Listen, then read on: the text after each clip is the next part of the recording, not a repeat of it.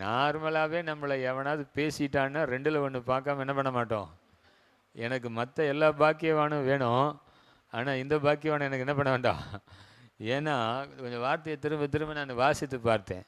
நல்லா கவனிச்சுக்கோங்க. இயேசுவின் நிமித்தம், என் நிமித்தம்னா அவர் தானே சொல்கிறாரு, என் நிமித்தம் உங்களை நிந்தித்து துன்பப்படுத்தி பலவிதமான தீமையான மொழிகளையும், தீமையான மொழிகள்னு என்னது, லாங்குவேஜ், அல்லேலூயா.